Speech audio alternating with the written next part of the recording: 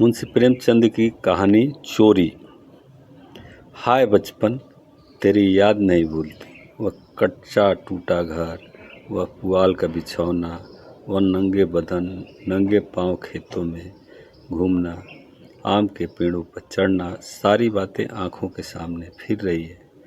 चमरौधे जूतों पहनकर उस वक्त कितनी खुशी होती थी, अब फ्लेक्स के बूटों से भी नहीं होती। गरम पनवे रस में जो मज़ा था वह अब गुलाब के शरबत में भी नहीं। चबेने और कच्चे बेरों में जो रस था वह अब अंगूर और खीर मोहन में भी नहीं मिलता। मैं अपने चचेरे भाई हलदर के साथ दूसरे गांव में एक मौलवी साहब के यहाँ पढ़ना जाया करते थे। मेरी उम्र 8 साल की थी। हलधर अब वह स्वर्ग में निवास कर रहे हैं, मुझसे 2 साल जेठ थे। हम दोनों प्रातःकाल बासी रोटी खा दोपहर के लिए मटर और जौ का चबेना लेकर चल देते थे। फिर तो सारा दिन अपना था। मौलवी साहब के यहाँ कोई हाजिरी का रजिस्टर तो था नहीं और गैर हाजिरी का कोई जुर्माना नहीं देना पड़ता था। फिर डर किस बात का। कभी तो थाने के सामने खड़े सिपाहियों के कवायद देखते, कभी किसी भालू या बंदर नाचने वाले मदारी के पीछे पीछे घूमने में दिन काट देते, कभी रेलवे स्टेशन की ओर निकल जाते और गाड़ियों को बाहर से देखते। गाड़ियों के समय भय जितना ज्ञान हम लोगों को था उतना शायद टाइम टेबल को भी न था। रास्ते में शहर के एक महाजन ने हल बाग लगवाना शुरू किया था। वहाँ एक कुआं खुद रहा था, वह भी हमारे लिए एक दिलचस्प तमाशा था। केवट माली हमें अपनी झोपड़ी में बड़े प्रेम से बैठाता। हम उनसे झगड़ कर उसका काम करते। कहीं बाल्टी लिए पौधों को सींच रहे हैं, कहीं खुरपी से क्यारियाँ गोड़ रहे हैं, कहीं कैंची से बेलों की पत्तियाँ छाँट रहे हैं। उन कामों में कितना आनंद था। माली बाल प्रकृति का पंडित था, हमसे काम लेता, पर इस तरह मानो हमारे ऊपर कोई एहसान कर रहा है। जितना काम वह दिन भर में करता हम घंटे भर में निपटा देते।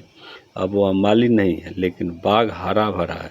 उसके पास से होकर गुजरता हूँ तो जी चाहता है कि उन पेड़ों को गले मिलकर रोऊं और कहूँ, प्यारे तुम मुझे भूल गए लेकिन मैं तुम्हें नहीं भूला। मेरे हृदय में तुम्हारी याद कभी तक हरी है, उतनी ही हरी जितने तुम्हारे पत्ते निस्वार्थ प्रेम से तुम जीते जागते स्वरूप हो। कभी कभी हम हफ्तों गैर हाजिर रहते, पर मौलवी साहब से ऐसा बहाना कर देते कि उनकी बढ़ी हुई त्योरियाँ उतर जाती। उतनी कल्पना शक्ति आज होती, इस ऐसा उपन्यास लिख मारता कि लोग चकित रह जाते। अब तो यह हाल है कि बहुत सिर खपाने के बाद कोई कहानी सूझती है। खैर, हमारे मौलवी साहब दर्जी थे, मौलवीगिरी केवल शौक से करते थे। हम दोनों भाई अपने गांव के कुर्मी कुम्हारों से उनकी खूब बड़ाई करते थे। यूँ कहिए कि मौलवी साहब के सफरी एजेंट थे। हमारे उद्योग से जब मौलवी साहब को कुछ काम मिल जाता तो हम फूले न समाते। जिस दिन कोई अच्छा बहाना न सूझता, मौलवी साहब के लिए कोई न कोई सौगात ले जाते। कभी सेर, आधा सेर फलियां तोड़ ली तो कभी 10-5 ऊँख, कभी जौ या गेहूं की हरी हरी बालें ले ली। पर सौगात को देखते ही मौलवी साहब का क्रोध शांत हो जाता। जब पर चीज़ों की फसल न होती तो हम सज़ा से बचने का कोई और ही उपाय सोचते। मौलवी साहब को चिड़ियों का शौक था, मतलब ये श्याम बुलबुल, दहियल और चंडूलों के पिंजरे लटकते रहते थे। हमें सबक याद हो या न हो, पर चिड़ियों का याद हो जाते थे। हमारे साथ ही वे पढ़ा करती थी। इन चिड़ियों के लिए बेसन पीसने में हम लोग खूब उत्साह दिखाते थे। मौलवी साहब सब लड़कों को पतंगे पकड़ लाने की ताकीद करते रहते थे। इन चिड़ियों को पतंगों से विशेष रुचि थी। कभी कभी हमारी बला पतंगा ही सिर चली आती थी। उसका बलिदान करके हम मौलवी साहब के रौद्र रूप को प्रसन्न रख लिया करते थे। एक दिन सवेरे हम दोनों भाई तालाब में मुंह धोने गए। हलधर ने कोई सफ़ेद सी चीज़ मुट्ठी में लेकर दिखाई। मैंने लपक कर मुट्ठी खोली तो उसमें रुपया था। विस्मित होकर पूछा, यह रुपया तुम्हें कहाँ मिला हलधर? अम्मा ने ताक पर रखा था। चरपाई खड़ी करके निकाल लाया। घर में कोई संदूक या अलमारी तो थी नहीं। रुपये पैसे एक ऊंचे ताक पर रख दिए जाते थे। एक दिन पहले चाचा जी ने सन बेचा था, उसी के रुपये जमींदार को देने के लिए रखे थे। हलदर को न जाने क्यों कर पता लग गया। जब घर से सब लोग काम धंधे पर लगे तो अपनी चरपाई खड़ी की और उस पर चढ़कर 1 रुपया निकाल लिया। उस वक्त तक हमने कभी रुपया छुआ तक न था। वह रुपया देखकर आनंद और भय की जो तरंगे दिल में उठी थी वे अभी तक याद है। हमारे लिए रुपया एक अलभ्य वस्तु थी। मौलवी साहब को हमारे यहाँ से सिर्फ 12 आने मिला करते थे। महीने के अंत में चाचा जी खुद जाकर पैसे दे आते थे। भला कौन हमारे गर्व का अनुमान कर सकता है, लेकिन मार का भय आनंद से विघ्न डाल रहा था। रुपये अनगिनत तो थे नहीं, चोरी खुल जाना मानी बात हुई। चाची जी के क्रोध का भी मुझे नहीं तो हलधर को प्रत्यक्ष अनुभव हो चुका था। यूँ हमसे ज़्यादा सीधा साधा आदमी दुनिया में न था। चाचा ने उनकी रक्षा का भार सिर पर न रख लिया होता तो कोई बनिया उन्हें बाजार में बेच सकता था, पर जब क्रोध आ जाता तो फिर उन्हें कुछ न सूझता। और चची उनके क्रोध का सामना करते डरती थी। हम दोनों ने कई मिनट जब इन्हीं बातों पर विचार किया और आखिर यही निश्चय हुआ कि आई हुई लक्ष्मी को न जाने देना चाहिए। एक तो हमारे ऊपर संदेह होगा ही नहीं, अगर हुआ भी तो हम साफ इनकार कर जाएंगे, कहेंगे हम रुपया लेकर क्या करते। थोड़ा सोच विचार करते तो यह निश्चय पलट जाता और वह विभत्स लीला न होती जो आगे चलकर हुई। पर उस समय हम में शांति से विचार करने की क्षमता भी न थी। मुंह हाथ धोकर हम दोनों घर आए और डरते डरते अंदर कदम रखा। अगर कहीं इस वक्त तलाशी की नौबत आए तो फिर भगवान ही मालिक है। लेकिन सब लोग अपना अपना काम कर रहे थे। कोई हमसे न बोला, हमसे नाश्ता भी न किया, चबेना हो न लिया। किताब बगल में दबाई और मदरसों का रास्ता लिया। बरसात के दिन थे, आकाश पर बादल छाए हुए थे। हम दोनों खुश मकतब चले जा रहे थे। आज काउंसिल एक मिनिस्ट्री पाकर भी शायद उतना आनंद न होता। हजारों मंसूबे बांधते थे, हजारों हवाई किले बनाते।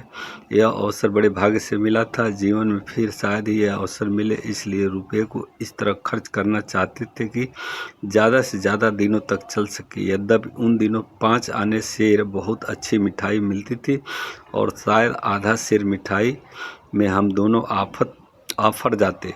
लेकिन यह ख्याल हुआ कि मिठाई खाएंगे तो रुपया आज ही गायब हो जाएगा। कोई सस्ती चीज़ खानी चाहिए जिससे मज़ा भी आए और पेट भी भरे और पैसे भी कम खर्च हो।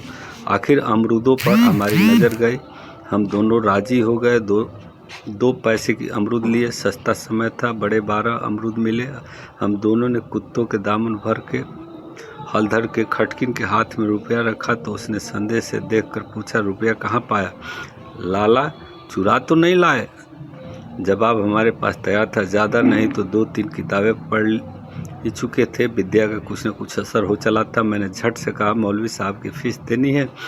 घर में पैसे न थे तो चाचा जी ने रुपया दे दिया। ये जवाब में खटकिन का संदेह दूर कर दिया। हम दोनों ने एक पुलिया पर बैठकर खूब अमरूद खाए, मगर अब 15.5 आने पैसे कहाँ ले जाए? 1 रुपया छिपा लेना तो इतना मुश्किल काम न था। पैसों का ढेर कहाँ छिपता? न कमर में इतनी जगह थी और न जेब में इतनी गुंजाइश। उन्हें अपने पास रखना चोरी का ढिढोरा पीटना था। बहुत सोचने के बाद यह निश्चय किया गया कि 12 आने तो मौलवी साहब को दे दिए जाएं, शेष 3.5 आने की मिठाई उड़े। यह फैसला करके हम लोग मकतब पहुँचे। आज कई दिन के बाद गए थे। मौलवी साहब ने बिगड़ कर पूछा, इतने दिन कहाँ रहे? मैंने कहा, मौलवी साहब घर में गमी हो गई। यह कहते कहते 12 आने उनके सामने रख दिए। फिर क्या पूछना था? पैसे देखते ही मौलवी साहब की आँखें खिल गई। महीना ख़त्म होने में अभी कई दिन बाकी थे। साधारणतः महीना चढ़ जाने और बार बार तकाजे करने पर कहीं पैसे मिलते थे। आपकी इतनी जल्दी पैसे पाकर उनका खुश होना कोई अस्वाभाविक बात न थी। हमने अन्य लड़कों की ओर सगर्व नेत्रों से देखा, मानो वह कह रहे हैं, एक तुम हो कि मांगने पर भी पैसे नहीं देते, एक हम है कि पेशगी देते हैं। हम अभी सबक पढ़ ही रहे थे कि मालूम हुआ आज तालाब का मेला है। दोपहर में छुट्टी हो जाएगी।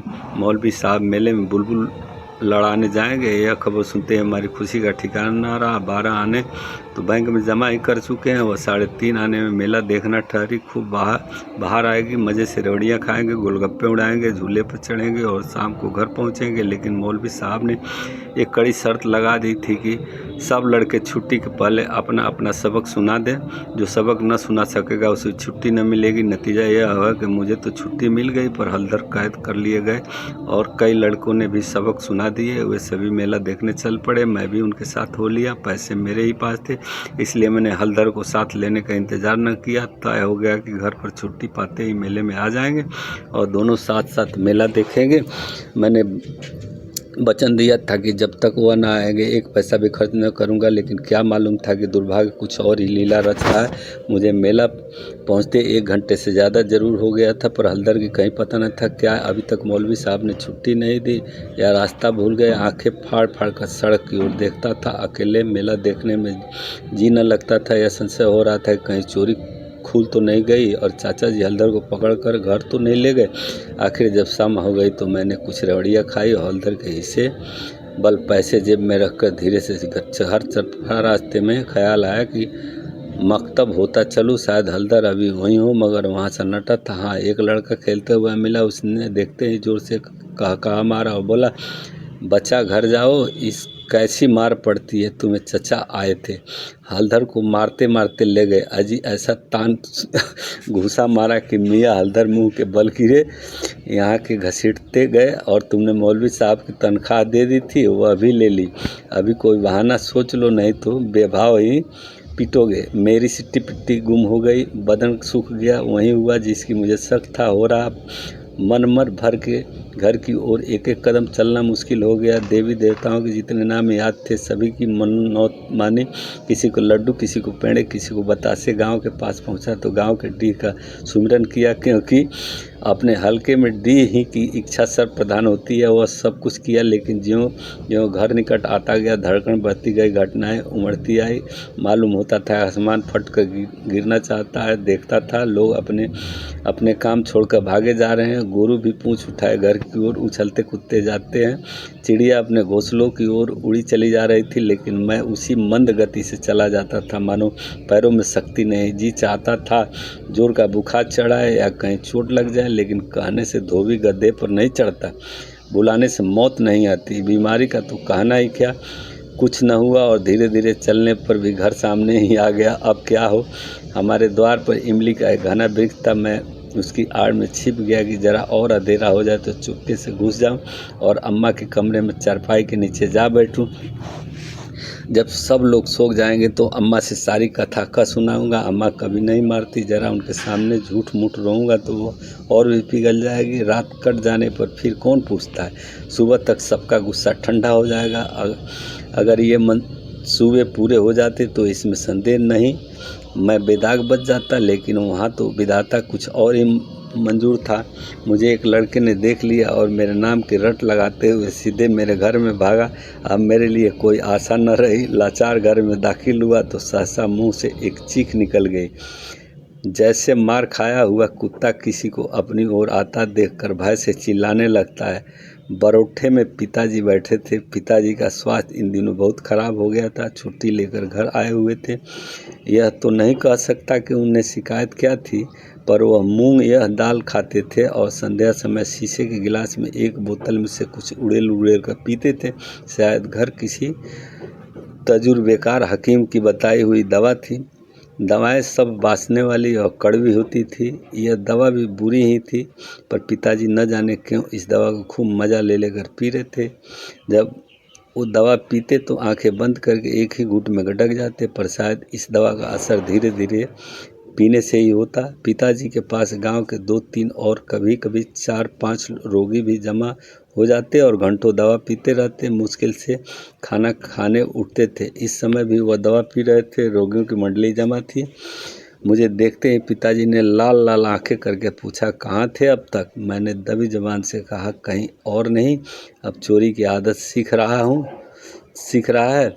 बोल, तूने रुपया चुराया कि नहीं। मेरी जबान बंद हो गई। सामने नंगी तलवार नाच रही थी। शब्द नहीं निकलते हुए डरता था। पिताजी ने जोर से डांट कर पूछा, बोलता क्यों नहीं, तूने रुपया चुराया कि नहीं। मैंने पर खेल कर कहा, मैंने कहा कि मुंह से पूरी बात न निकलने पाई थी कि पिताजी विकराल रूप किए हुए दांत पीसते हुए झपट कर उठे और हाथ उठाए मेरी ओर चले। मैं जोर से चिल्लाकर रोने लगा। ऐसा चिल्लाया कि पिताजी भी सहम गए। उनका हाथ उठा ही रह गया। शायद समझे कि जब अभी से इसका यह हाल है तो तमाचा पड़ जाने पर कहीं इसकी जान ही न निकल जाए। मैंने जो देखा कि मेरी हिकमत काम कर गई तो और भय गला फाड़ फाड़ कर रोने लगा। इतने में मंडली के 2-3 आदमियों ने पिताजी को पकड़ लिया और मेरी ओर इशारा किया कि भाग जा। बच्चे ऐसे मौके पर और भी मचल जाते हैं और व्यर्थ मार खा जाते हैं। मैंने बुद्धिमानी से काम लिया, लेकिन अंदर का दृश्य इससे कहीं भयंकर था। मेरा तो खून सर्द हो गया था। हलधर के दोनों हाथ एक खंभे में बांधे थे। सारी देह धूल धूसरित हो रही थी और वह अभी तक सिसक रहे थे। शायद वह आंगन भर में लोटे थे। ऐसा मालूम होता है कि सारा आंगन उनके आंसुओं से भर गया। चाची हलधर को डांट रही थी और अम्मा बैठी मसाला पीस रही थी। सबसे पहले मुझ पर चाची की निगाह पड़ी। बोली, लो वह भी आ गया। क्यों रे, रुपया तूने चुराया था कि इसने?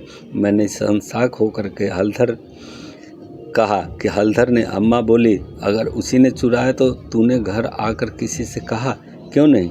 अब झूठ बोले बगैर बचना मुश्किल था। मैं तो समझता था कि घर आदमी को जान का खतरा हो तो झूठ बोलना अक्षम्य है। हलधर मार खाने के आदी थे। 2-4 घूंसे और पड़ने के उनको कुछ न बिगड़ सकता था। मैंने मार कभी न खाई थी। मेरा तो 2 ही 4 घूंसों में काम तमाम हो जाता। फिर हलधर ने भी तो अपने को बचाने के लिए मुझे फंसाने की चेष्टा की थी। नहीं तो चच्ची मुझसे यह क्यों पूछती कि रुपया तूने चुराया? हलधर ने।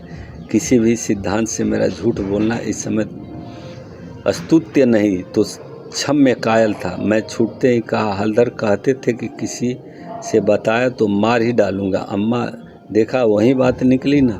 मैं तो कहती थी कि बच्चा की ऐसी आदत नहीं। पैसा तो हाथ से छूता ही नहीं, लेकिन सब लोग मुझे को उल्लू बनाने में लगे हैं। मैं सबसे कब कहा था कि बताओ तो मैं मारूंगा? मैं वही तालाब के किनारे तो हल। अम्मा, बिल्कुल झूठ है चच्ची। झूठ नहीं, सच है। झूठा तो तू है और सारा संसार सच्चा है। तेरा नाम निकल गया है ना। तेरा बाप नौकरी करता, बाहर से रुपये कमा लाता, 4 आने उस भला आदमी कहते तो भी सच्चा होता। अब तो तू ही झूठा है। जिसके भाग में मिठाई लिखी थी उसने मिठाई खाई। तेरे भाग में तो लात खाना ही लिखा था। यह कहते हुए चच्ची ने हलधर को खोल दिया और हाथ पकड़कर भीतर ले गई। मेरे विषय में स्नेहपूर्ण आलोचना करके अम्मा ने पासा पलट दिया था। नहीं तो अभी बेचारे पर न जाने कितनी मार पड़ती। मैंने अम्मा के पास बैठकर अपनी निर्दोषता का राग खूब आलापा। मेरी सरल हृदय माता मुझे सत्य की अवतार समझती थी। उन्हें पूरा विश्वास हो गया कि सारा अपराध हलधर का है। एक क्षण बाद मैं गुड़ चबेना लिए कोठरी के बाहर निकला। हलधर भी उसी वक्त चिवड़ा खाते हुए बाहर निकले। हम दोनों साथ साथ बाहर आए और अपनी अपनी बीती सुनाने लगे। मेरी कथा सुखमय थी, हलधर के दुखमय, पर अंत दोनों का एक सा था, गुड़ और चबेना। अगर कहानी अच्छी लगे तो लाइक कीजिए, सब्सक्राइब कीजिए।